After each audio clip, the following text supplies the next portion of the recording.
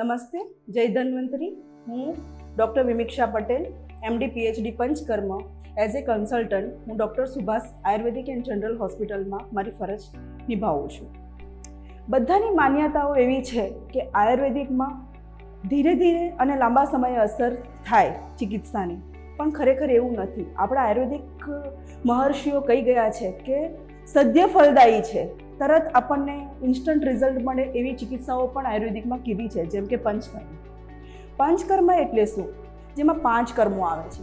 વમન મતલબ ઉલટી કરાવવી, વિરેચન મતલબ ઝાડા કરાવવા, બસ્તી મતલબ સંડાસની જગ્યાએથી ઉકાળા તેમજ તેલને ચડાવવા, નશ્ય નાકમાં ટીપા નાખવા અને રક્તમોક્ષણ મતલબ બ્લડ લેટિંગ.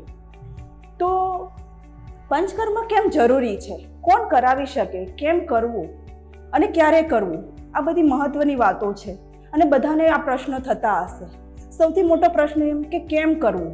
તો આયુર્વેદિકમાં કીધું છે કે સ્વસ્થસ્ય સ્વાસ્થ્ય રક્ષણમ.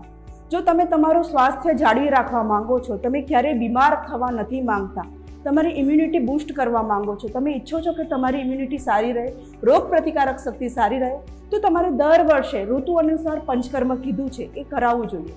જેમ કે વસંત ઋતુમાં વાસંતિક વમન કીધું છે, ઉલટી કરાવવાનું. શરદ ઋતુમાં વિરેચન કીધું છે, જેમાં પિત્ત પ્રધાન દોષોમાં જેની પ્રકૃતિ પિત્ત પ્રધાન છે, પિત્ત પ્રધાન રોગોમાં વિરેચનનો ઉલ્લેખ કરેલો છે. તેમજ વર્ષા ઋતુ મતલબ કે ચોમાસાની ઋતુમાં બસ્તી ક્રિયા કરવામાં આવે છે. રક્તમોક્ષણ પણ શરદ ઋતુમાં કરવામાં આવે છે. નશ્ય એક વસ્તુ એવી છે કે જેને દિનચર્યામાં કીધી છે.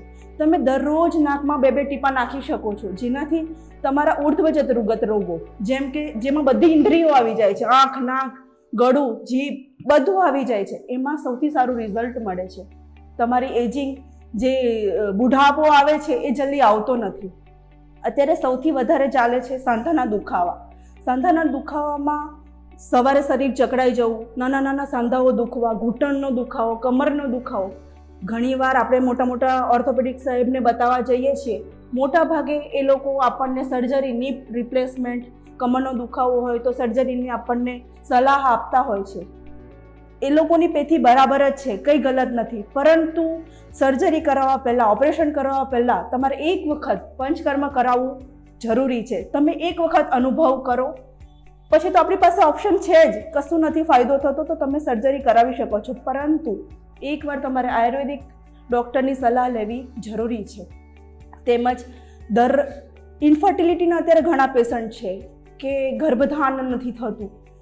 અત્યારે ટ્રેન્ડ ચાલી રહ્યો છે ગર્ભ સંસ્કારનો, જેમાં પંચકર્મનું બહુ સારું રિઝલ્ટ છે.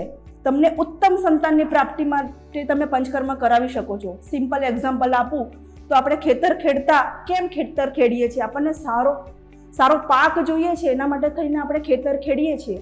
તો આ તો આપણું આપણે એક બાળકને જન્મ આપવા જઈ રહ્યા છીએ, તો આપણે એના માટે કેમ આપણું શરીર શુદ્ધિ ના કરાવીએ?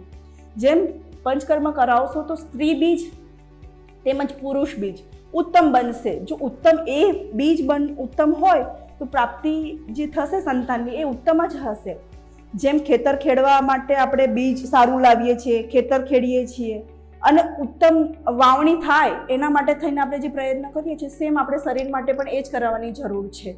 કેમ આપણે દર વર્ષે દિવાળીના સમયે ઘર સાફ કરીએ છીએ, તો આપણે બહારની સુંદરતા માટે આપણે ઘર સાફ કરીએ છીએ, બધું સારું સારું લગાડીએ છીએ, સુશોભન કરીએ છીએ, તો આપણા શરીર માટે કેમ નથી વિચારતા? તો આયુર્વેદિકમાં મહર્ષિઓ કહી ગયા છે કે તમારી સ્વાસ્થ્યને રક્ષણ માટે થઈને દર વર્ષે પંચકર્મ કરાવવું જોઈએ. તો મારી તમને એક જ નિવેદન છે કે તમે ડૉક્ટર સુભાષ આયુર્વેદિક જનરલ હોસ્પિટલના ખાતે આવો અને એકવાર પંચકર્મ કરાવો અને તમારી જે તકલીફો છે અહીંયા બધાનું નિવારણ છે. એક વખત આવો અને અહીંયા ટ્રીટમેન્ટ કરાવો. Thank you.